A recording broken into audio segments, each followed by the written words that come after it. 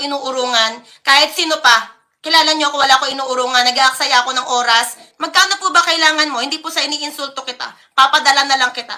Mga banat mo po, nakakasakit. 'Di ba? Yung tawagin mo yung kapwa mo na hindi totoong nahirapan talaga ako sa R, 'di ba? Yon. Ma-emosyonal na nagpaalam si Miss Michelle Japina na ayaw na daw niya akong sagutin. Tampered na, hindi ulit nananahimik ang isang Michelle Japina, duwag na, o naging tanga o bobo na para hindi ka sagutin. Kaya ko naman pong sumagot, kaya lang, alam ko yung aking, aking hangganan. Yan, si Miss Michelle Japina, siya yung unang naghahamon sa akin. Siya yung unang nag-issue sa kanyang channel. Kaya hanggang ngayon, doon pa sa kanyang channel ang mga video kaugnay. No? Mahaba yung mga pagtalakay. Kaya may mga kasalukuyang nag-request na yung mga banat niya na una siyang naghamon, siya ngayon ang nasaktan, kahit personala na. Kung maalala ninyo ito, Ang topic po ng ating live ngayon ay isang debater, okay? Debater ng Katoliko may ibinunyag na turo sa kanyang rehilyon. So, ano po ba yung kanyang rehilyon? Siyempre po, Katoliko. Debater nga siya ng Katoliko, di ba? Ayun. Debater ng Katoliko may binunyag sa kanyang rehilyon. Kilala niyo po ba to, guys? Ayan. Pa-comment naman po, ayan. Paki-comment naman po. Ayan, mawalang galang na po sa kay brother po. Ito po reaction video lamang. Wala pong personalan. Dito lang po tayo sa topic. yun, sinagot natin ito dahil kahit nga si Bro Jenry, kasama natin nag-comment na kung maari ay sasagutin daw natin. Pero, grabe yung kanyang banat, may pamimersonal na tulad nito. Masasabi pong ito'y kabobohan. Parang tanga lang po. Mawalang galang na po sa salita ko bilang isang tao. Paano ko ba masasabi ito nang hindi ko may iwasang magsabing parang tanga lang? Di ba? Parang tanga lang. Okay? Not directly. Parang tanga lang. Ibig sabihin ng parang, hindi pa po siya hindi pa po siya idinadirect na tanga lang. Yan. Kaya umano pamimersonal yon dahil may naunang parang direkta. Pero ano ito? Masasabi pong ito'y kabobohan. Yan. Ito'y kabubuhan. Hindi yon parang kabubuhan, di ba? Masasabi pong ito'y kabobohan. Parang tanga lang po. Mawalang galang na po sa...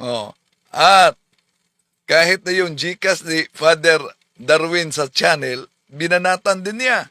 Sana po kumita ka ng malaki. Sabihin mo lang po kung kulang pa yung revenue mo. At ito nga po pala, nagtataka lamang po ako, bakit ba yung mga kasamahan mo ay may nakalagay na Gcash? Dali Ayan nakasulat dito, nagpa-flash, nakikita nyo mga kaibigan. Ayan Salamat sa patuloy nyo pagsubaybay sa amin.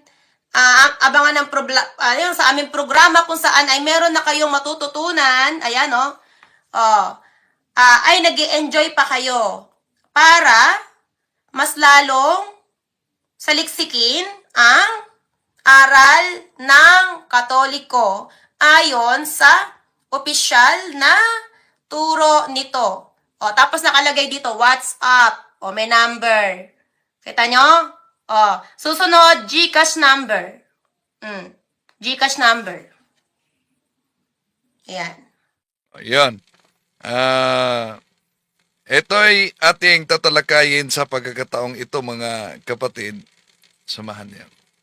Kasi mga pag palaging inulit-ulit ay magmukha talaga ang katotohanan para sa ating mga kapatid na kulang ang kaalaman. Ang pagkadaya ay maranasan sa iba't ibang paraan. Pero napakasakit pag madaya tayo sa pananampalataya dahil nanganib pati ang ating kaluluwa. Viva Cristo Rey! Pro Dio et Ecclesia! Kumusta? Welcome. Ito ang iyong lingkod, Brother Rindel Talibo, muling magkasama ninyo sa pagkakataong ito. At Inanyayahan natin ang ating mga suking taga-subaybay. Huwag kalimutang pindutin ang like. Huwag din kalimutang mag-subscribe kung bago ka lang at pindutin ang bell button para updated kayo, mag-comment at i-share ninyo. Siya na ang unang naghamon na ipaabot ninyo ito kay brother. Sagutin. Magsagutan tayo. No, yan.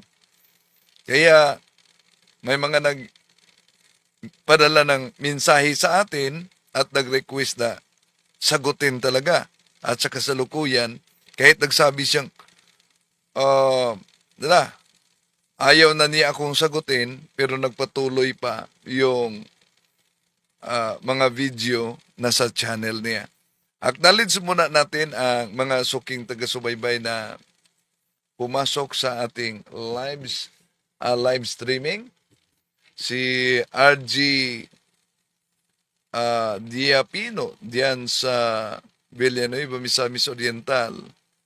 Si Tammy Rosario, si Saint Francis Javier, si RG Diapino, si Sandik, si Tammy Balisario, Jesus for Servant, si Darking, through behind Barking ba o Darking? Yes, INC yan si Japina. Si Mama Ningning, si Saint Francis Javier, no? Si Lydia Arguso, Salvador Evangelista, Tami Balisario, si Anabel Elal, at si Darking through behind all lies. Welcome sa ating live streaming. Bago tayo papasok sa punto por punto, ating ipagpatuloy ang pagsagot. Okay. Sa nauna ng banat nitong si Miss Michelle Japina, no? Although nakipag-ceasefire siya, pero hindi lahat na bahagi sa video niya ang sinagot natin. Nakipag-ceasefire siya na ayaw na niya akong sagutin. Bakit? Dahil hindi tuloy-tuloy daw sa buong video niya ang sinagot ko. Kundi bahagi lang at marami na umano na sinagot ko. Kaya sabi niya, sana kumita ka sa pagsagot mo sa akin. At alala ninyo, siya yung unang naghamon. Siya yung unang nanawagan, ipaabot ninyo ito kay brother, na sinagot ko siya. Yeah, pinakinggan talaga natin yung video niya. Kaya sinagot natin. At sa pagsagot natin, yon, kahit meron ng halong pamimersonal siya mismo, may halong pamimersonal na siya mismo ang nasaktan. Bakit daw siya ang nasaktan? Kaya nga, sabi niya, magkaano ka? Wala ko inuurungan. Kahit sino pa. Kilala niyo ako, wala ko inuurungan. Nag-aaksaya ako ng oras. Magkano po ba kailangan mo? Hindi po sa iniinsulto kita. Papadala na lang kita. Mga banat mo po, nakakasakit. I-review ninyo kung meron bang halong pamimersonal yung pagsagot ko. Di ba siya ang gusto mismo na makipagsagutan. Dahil sinagot natin bawat importanteng bahagi. Halimbawa, yung kaugnay sa pagtalakay dahil ang Iglesia ni Cristo Tatag ni Felix Manalo hindi naniniwala na si Kristo ay Diyos. Sinagot natin yan batay sa gusto nila letra por letra. At sinagot din ni Miss Javina. Ala sa atin ng Diyos anak.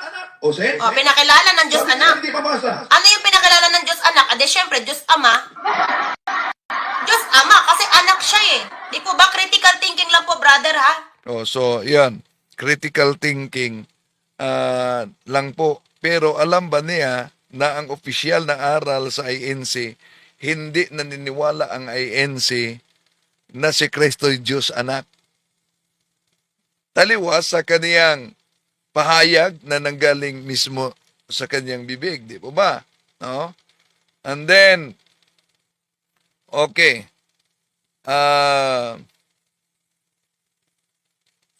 Ito ang bagong yung video niya, no, na sabi niya kilala ba umano ako. Ang topic po ng ating live ngayon ay isang debater, okay? Debater ng Katoliko may ibinunyag na turo sa kanyang rehilyon. So, ano po ba yung kanyang rehilyon? Siyempre po, Katoliko. Debater nga siya ng Katoliko, di ba? Ayun. Debater ng Katoliko may binunyag sa kanyang rehilyon. Kilala niyo po ba to, guys? Ayan. Pa-comment naman po, ayan. Paki-comment naman po. Ayan, mawalang galang na po sa kay brother po, ano. Ito po ay reaction video lamang. Wala pong personalan. Dito lang po tayo sa topic. At disclaimer din po sa aking mga mahal na manonood at mga solid supporters. Ang ating pong paksa ngayon ay topic lamang po ito. At ito din po ang hangarin ko din po dito bilang tayo yung mga tao na merong pinaniniwalaan sa puso natin na Panginoon Diyos. Ayan, sino man po ang Diyos nyo sa puso nyo, si Kristo man o may isa pang Diyos, yan po ay aking nirerespeto o ginagalang. Ano man po ang pananaw natin sa ating rehilyon at sa pananampalataya ng bawat isa, yan po ay aking iginagalang again. Okay, paulit-ulit man po, lagi ko po sinasabi sa aking live, irespeto po natin ang bawat isa. Ano man po ang ating rehilyon, dito lamang po tayo sa topic, kung saan ako ay bilang isang vlogger at reactionist ay sasagutin ko lamang po ang madidinig ko at kung ano man ang mararamdaman ko, maisip kong opinyon sa nadinig ko't naramdaman sa sasabihin ng aking re-reactionan, ayun lamang po ang ating topic at focus. Pwede, yun po, malinaw po ano? Ayan. Alam ko naman po na nagkakautal-utal ako at hindi malinaw, pero yun po, sana po maging malinaw sa inyo. Disclaimer, ito po ay hindi pag-atake sa kahit anumang rehilyon at lalong-lalo na po sa aking mga mahal na supporters, viewers, at mga masugid na tagapanood at mga kapatid. Magkaisa po tayo, huwag po tayo mag-aaway-away at topic lamang po ito. Ayan, watching from USA, Tony J, shoutout po. Ayan. At sa lahat po ng ating mga kapatid dito, good evening din po ka Eve Kalev. Ayan, may grab shoutout po. Mga kapatid, pakishare naman po ng aking live. Ako to, Michelle. Kuya Conrad, ikaw ba yan? Sabi ko nga bakit sabi mo kasi, first time ka lang sa live ko, pasaway ka. Kaya nga sabi ko yung kaibigan ko na a year ago pa naalala ko, di ba? Hindi kita nakalimutan. Yan, miss you, kuya. Ayan. So, ayan, sa mga nanonood po sa akin dito, hindi ko po muna siya sasabihin kung anong pangalan niya. Comment down below kung ano po ang pangalan nito. At may nakakakilala po ba sa kanya? Ayan. So, hindi ko po siya masabing pare kasi ayon sa aking bubuwit. Bubuwit. Ayon po sa aking source. Ayan. Ay, hindi daw po siya pare kung hindi parang sakristan o... Oh, sakristan ako. Hindi ko pare. Sakristan. O ano tawag dito? Or katulong ng pare? Ayan. So ngayon, mga kaibigan, again, ang topic po natin, mawalang galang na po sa mga... Oh, so, etong unang video niya,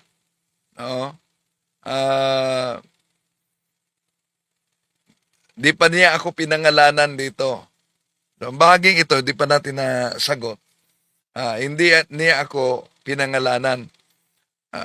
Pero sino daw ang nakikilala sa akin, mag-comment sa kaniyang comment section. Hindi ako pare, sakristan daw ako. mahal nating Iglesia Katolika na nanonood po sa atin. Again, ano man po ang relihiyon natin, disclaimer, wala po akong intensyon na kung ano pa mang masama. Topic lamang po ito bilang isang manunood po at sabihin po natin na isang INC at lagi nilang inaatake ang INC, sinisiraan.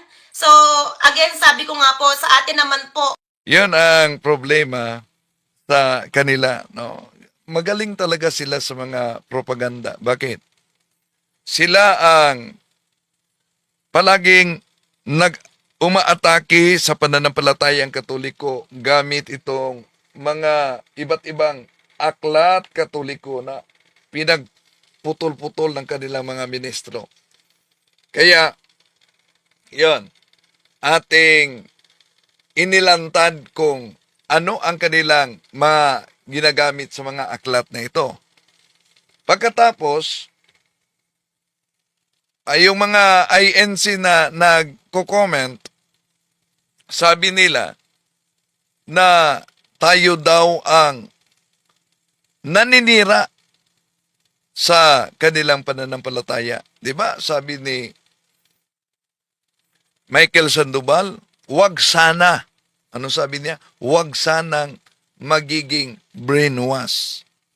Ano sabi ni Michael Sandoval na isang ministro? Ang brainwash? Ay, yun bang? Kahit mali ang toro, hanapin natin yun si Sandoval, mali ang toro ng inaniban mo, pero yon patuloy pa rin na sinundan. Yon ang tawag niya brainwash. Saan ba yon? Ito, ang sabi ni Sandoval, cognized brainwash. Alam niyo, madaling makilala yung brainwash eh. Pag sinabi pong brainwash, sarado ang isip, yung maling ginagawa nung kanyang tagapangaral o mangangaral, hindi niya makita. So, okay. Tuloy natin. Si Miss Japina, no? Tuloy natin. nasa atin po ang desisyon kung saan tayo maniniwala at papanig na rehilyon at tayo din naman po ang magdadala niyan pagdating ng paghuhukom, ano? Ayan, Ka-Fine, shoutout. Totoo. Yan. Kaya, tandaan natin, isang bisis lang tayo dadaan sa mundong ito. Ang pagkadaya sa pananampalataya ay naranasan na ng karamihan. At alam niyo ba, napakahirap at napakasakit pag madaya tayo sa pananampalataya dahil kaluluwa natin ang mananagot diyan. No? Okay, tuloy natin. Po. Ayan, good evening, watching from local ng Paco, Manila. Mega love shoutout. So, lokal ng Paco sa INC yan. No? Okay, tuloy natin. Po Kanora, pakishare naman po ang ating live. So, ayan. Tatalakayin po natin dahil po dito ay dinibate po niya, o nireactionan po niya ang ating kapatid na vlogger na si Munting Kaalaman. Ayan, shoutout po kay Bro Munting Kaalaman. Yan ang si Munting Kaalaman ay isa ding Iglesia ni Cristo na kaanib sa tatag ni Felix Manalo. Ayan. So, dinibati po niya or niribat niya si Munting Kaalaman. At ako naman po sa mga kapatid natin, for your information, dahil ito na nga yung naumpisahan kong content at nagtatanggol tayo sa ating kahalalan, ay naghanap ako ng mga, sino pa ba ang mga tumira at mga patuloy na naninira po sa ating pananampalataya. So, dito naman po kay brother, mawalang galang na po, with all due respect, okay? Ito po, again, ay reaction video lamang at kung anong masabi ko dito, tulad mo, isang vlogger ka din, mapapari ka man, ano man ang iyong profesyon, ako sabihin mo man na ano man ang profession ko, lahat tayo ay may karapatan na sumagot, okay? Na tawag dito, makipag-agrumento po ba yon or sumagot sa kung ano yung ating, ay na lang. hay na lang. So, sumagot kung ano yung ating hay na lang. Okay. Dami ko sinasabi. Disclaimer again sa mga nag-comment din po sa akin. Shoutout sa inyong lahat. Doon sa nag-comment sa akin, dalawa lang naman po sila. About po sa Bilbia o Rehilyon daw po. Ayan, disclaimer po. Ako po kasi ay matagal na dito sa Japan. At ang aking pong gamit na pananalita sa araw-araw ay Japanese. Ayan, sana po'y maintindihan nyo kung bali-baligtad ang aking pagtatagalog.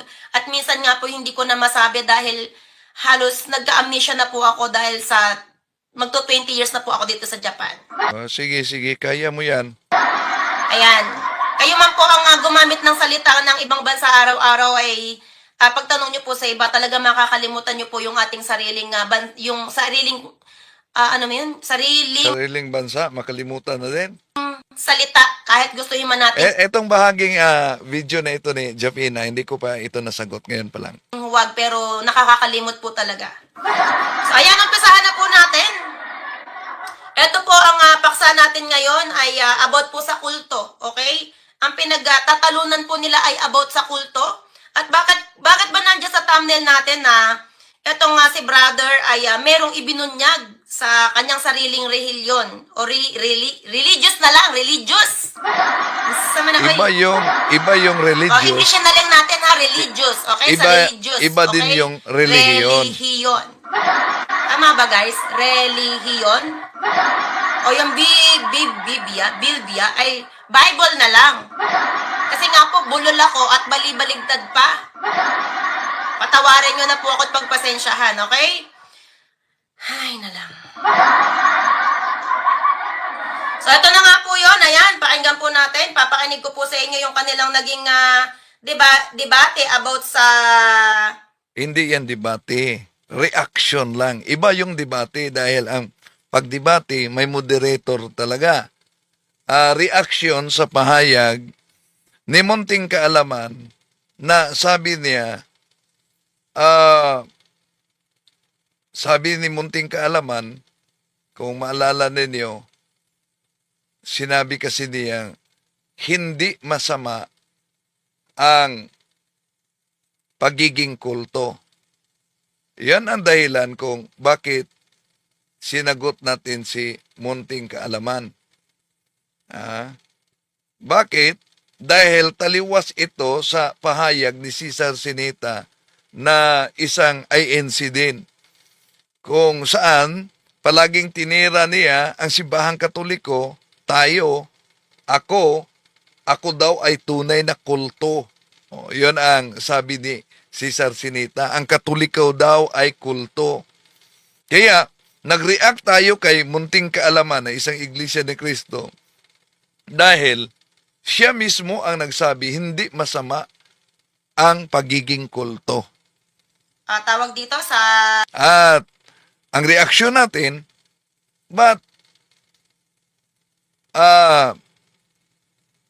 iba ang pahayag ni Sinita. Kung hindi masama ang pagiging kulto, bakit sabi ni Sinita na ang kulto'y masama? Puro iglesia yan. kulto daw po, di umano. Ayan, Artiano Vlog, shoutout po. Kami dito sa lokal ng Buenlag Distrito ng Paniki. Shoutout po sa mga kapatid natin dyan sa Buenlag, Paniki. Ayan, Artenia Vlog. Ayan. And again po, disclaimer bali-baligtad man po ang aking salita at Tagalog. Pagpasensyahan nyo na po. Ayan, okay lang. Atakihin tayo, sanay na tayo sa pag-uusig. Ayan. Yun. Okay lang atakihin, sanay na sila sa pag-uusig. Baliktad. Ang INC, sanay ng mang-uusig sa simbahang Katoliko. Pero, kahit nga sa kanilang pandoktrina, mga aklat Katoliko ang ginagamit at pinagputol-putol. Pero, napakinggan nyo ba sa mga ministro na, halimbawa, merong halos kapariho yung Pilipinista na tatag ni Gregorio Aglipay 1902. Una pa yun sa Iglesia ni Cristo, 1914. Pero, may nasaksihan ba kayo? May nakita ba kayo? May narinig ba kayo na yung mga ministro ng INC ay tinira yung Pilipinista na tatag ni Gregorio Aglipay? Hindi.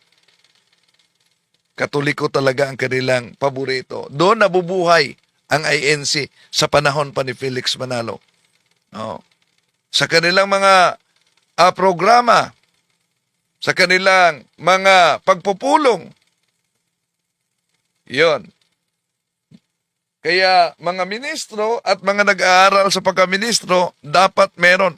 Kung makita ninyo sa mga uploaded video na sa mga bago pa lang, yung mga aklat katoliko na pinagputol-putol na klarong-klaro ang deception talaga dahil kahit pahayag ng ministro, gusto nilang ipalitaw pahayag ng pare na nagsulat sa aklat.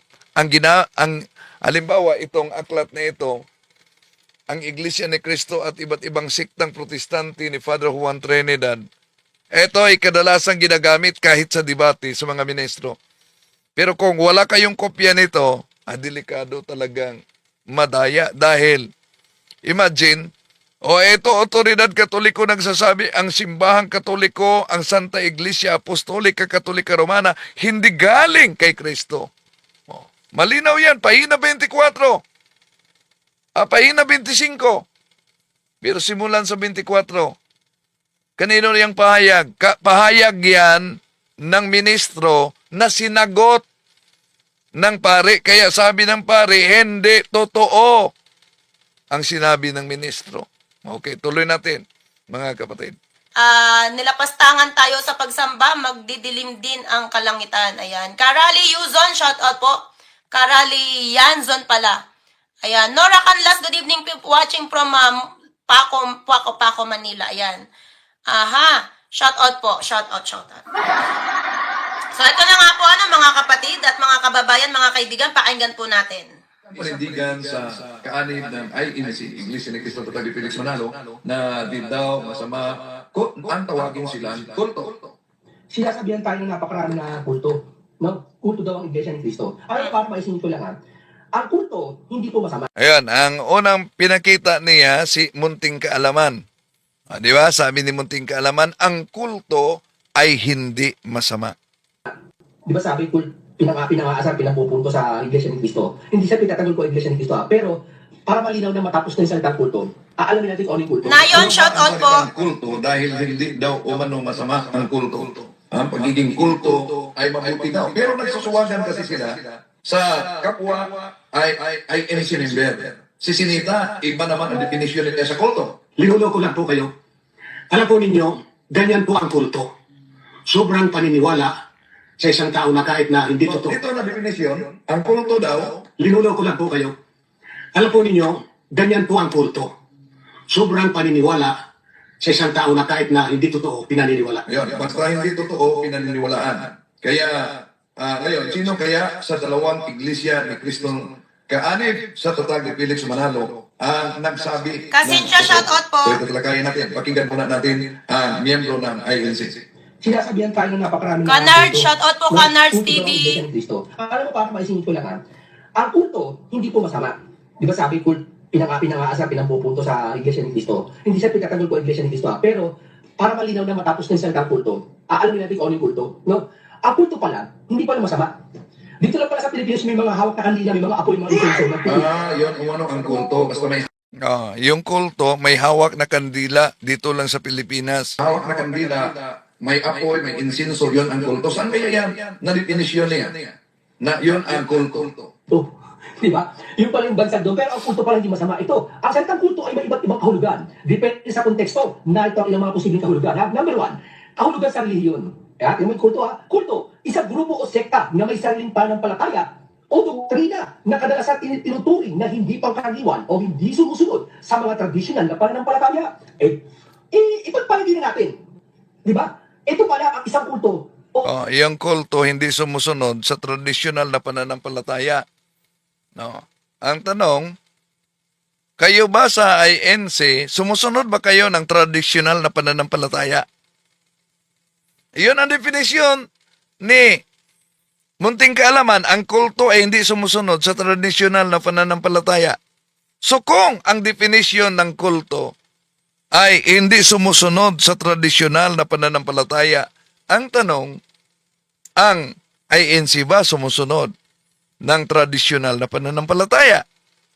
may sariling pananampalataya. So ang kulto ay may sariling pananampalataya. Yan pa. O, tama naman po, di ba? Ang kulto may sariling pananampalataya. Ako po in my opinion, mula nang pinanganak ako, para sa akin, ang kulto, yun yung mga napapanood natin sa TV. Ay, para sa akin to, So, sa kanya naman na side, yun ang definition niya sa kulto. Napapanood sa TV. Ibig po sabihin, basta napapanood sa TV, halimbawa may nanonood sa iyo ngayon sa TV.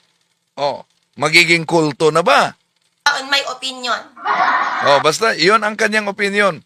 Ang kulto, yung napapanood sa TV.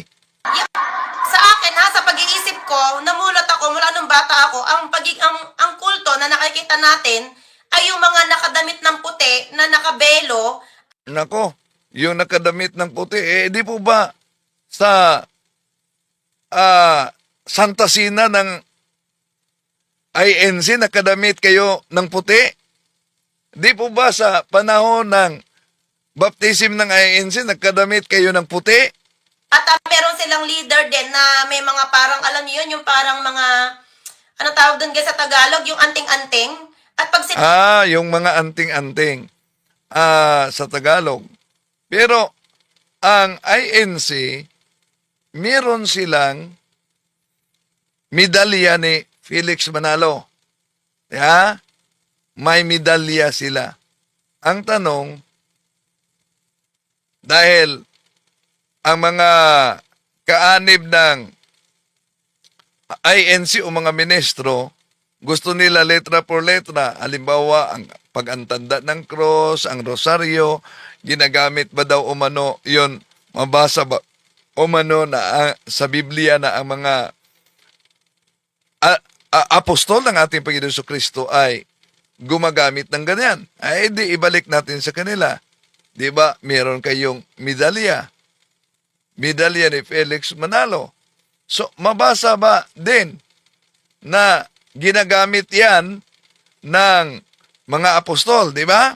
Okay, sandali hanapin natin yung medalya ni Felix Manalo. Pagka makita natin dito. Ito. Ito.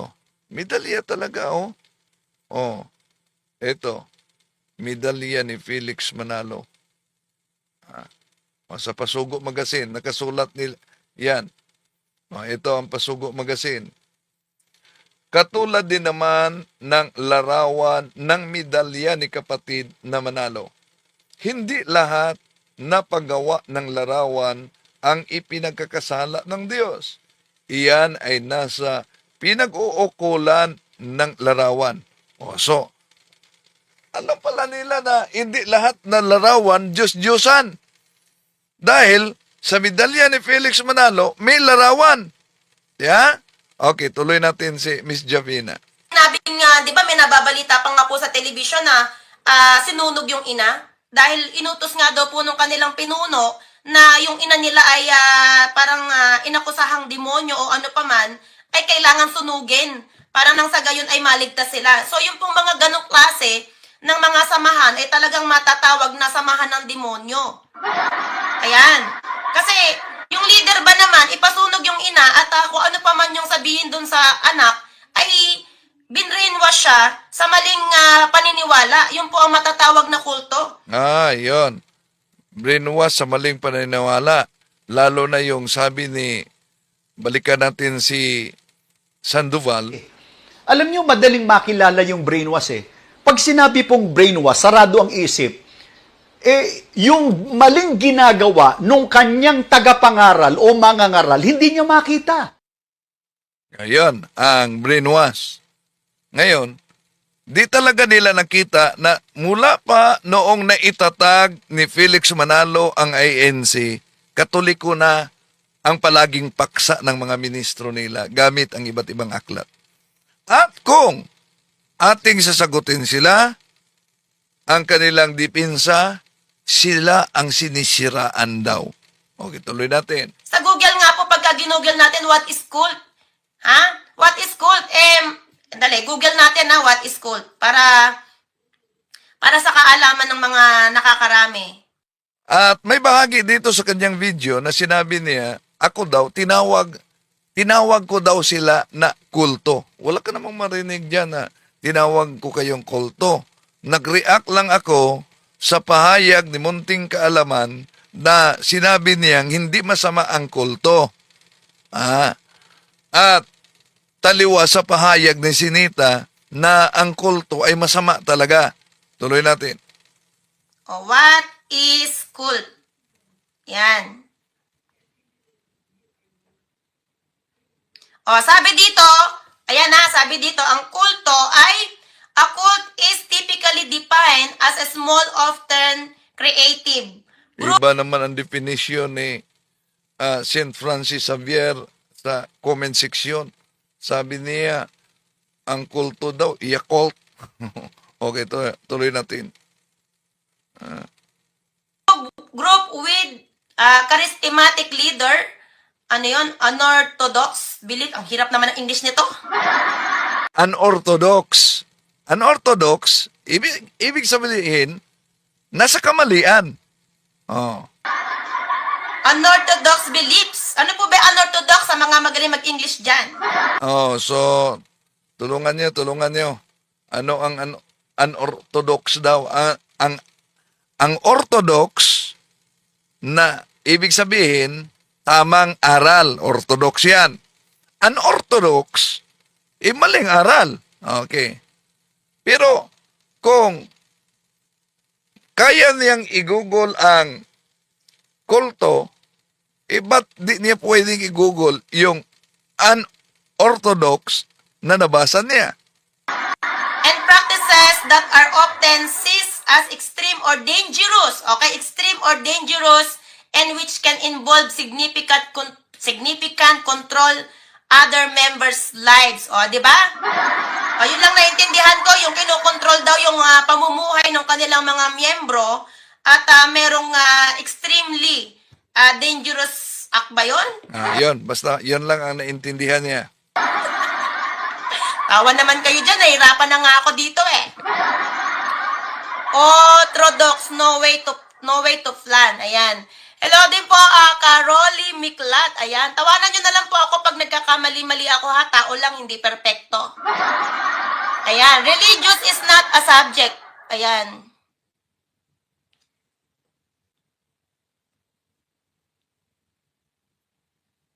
Kaya ano yan, nagbasa pa siya.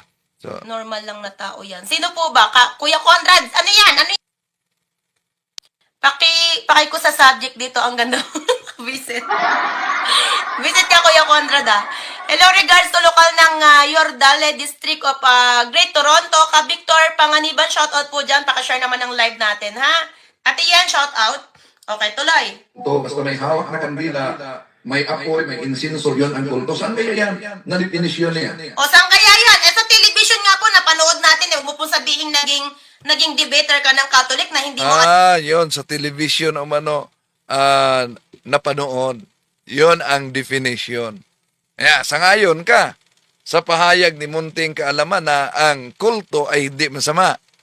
Sangayon ka din sa pahayag ni Cesar Sinita na ANC na ang kulto ay masama. So, sino sa kanila ang nagsasabi ng katotohanan? Saan kapapanig kay Munting Kaalaman na nagsabing ang kulto ay hindi masama o kay Sinita na nagsasabing masama ang kulto? Aber, tuloy natin. Alam ang kulto. Okay, ako po brother, hindi po ako galit. Ganito lang talaga ako manalita dahil Bulakenya ako. Sabi na naman ng mga basher ko. So hindi talaga siya galit. Pero, iba ito. Ito, Wala ko inuurungan. Kahit sino pa. Kilala niyo ako, wala ko inuurungan. Nag-aaksaya ako ng oras. Magkano po ba kailangan mo? Hindi po sa iniinsulto kita. Papadala na lang kita. Mga banat mo po, nakakasakit. ayan. Mga banat ko daw nakakasakit. Sinagot lang natin.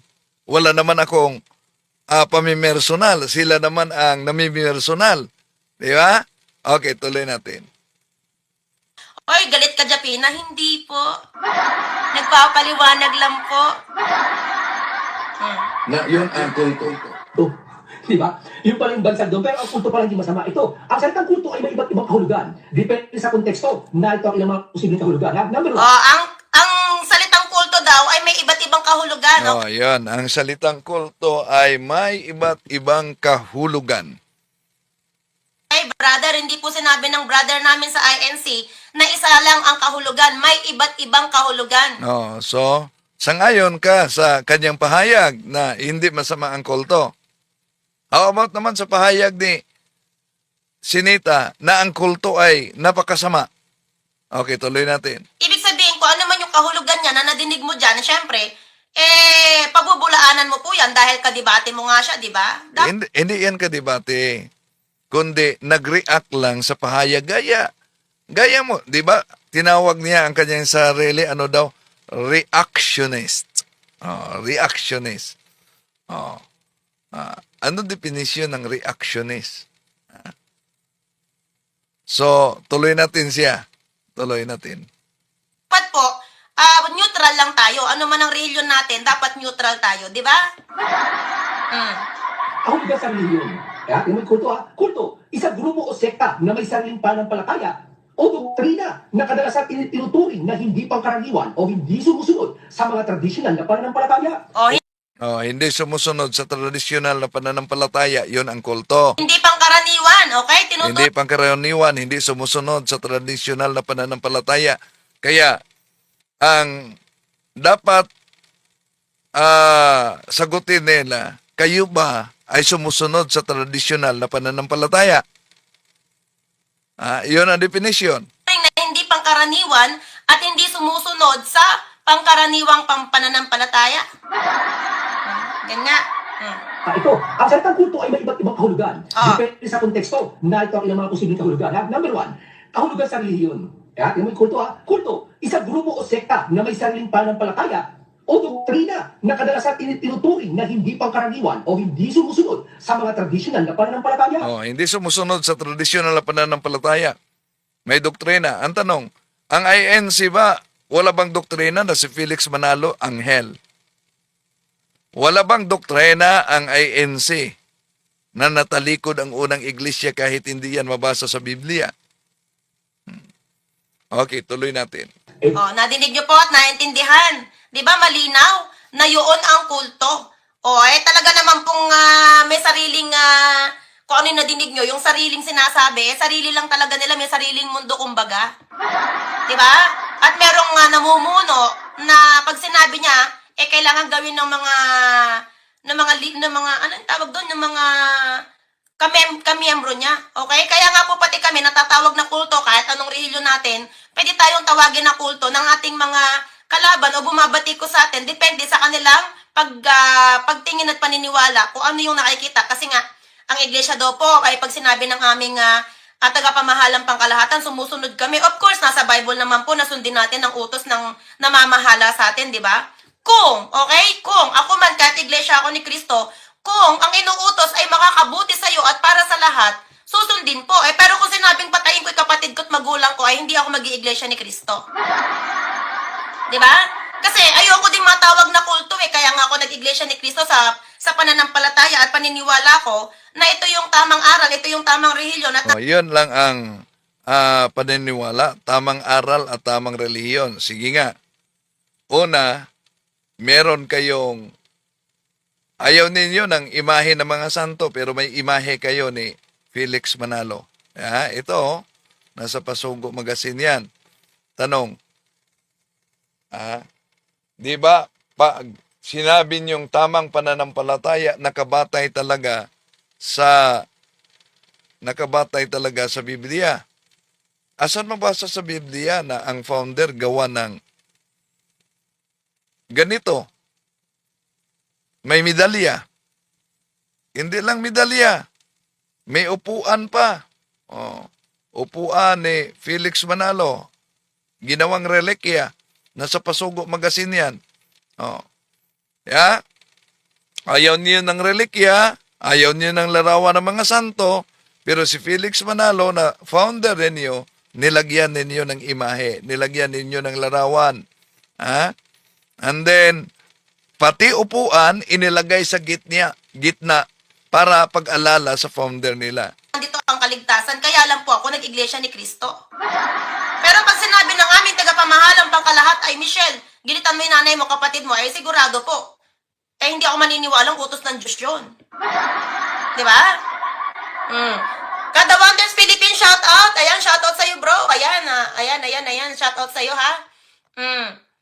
Ayan, nabasa naman sa akin kanina sa live sila mga kampon ng Ignacio. Yan. Ayan. Caloreso, shout out. Ayun, sabi nila, kampo ni Ignacio ang Katoliko. Okay. Iyon ang, mas mabuti pa na tawaging kampo ni Ignacio ang Katoliko. Bakit? Mas mabuti kumpara kung tawagin tayong kampon ni Felix Manalo. Ha? Nabasa na natin sa mismong Pasugo Magazine nila, di ba? Nagka-windang-windang na sa paliwanag yung mga kasama nilang INC na si San Ignacio ay alagad. Kanino siyang alagad? Alagad siya ni San Juan Apostol. Yan. Nabasa na natin yan. Ang problema, tinanong natin yung mga INC, sige nga, kung si San Ignacio ay hindi alagad ni San Juan, kanino siyang alagad? Yan ang problema nila dahil nakasulat yan sa Pasugo Magazine. May kotisyon sila. Tuloy natin. Shout out po, and Franco de la Cruz, shout out din po.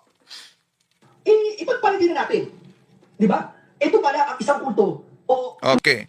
So, yan. Yung bahagi na ito, dahil isa sa mga kinagagalitan ni Japina, ba't hindi umano inubos yung buong video para sagutin?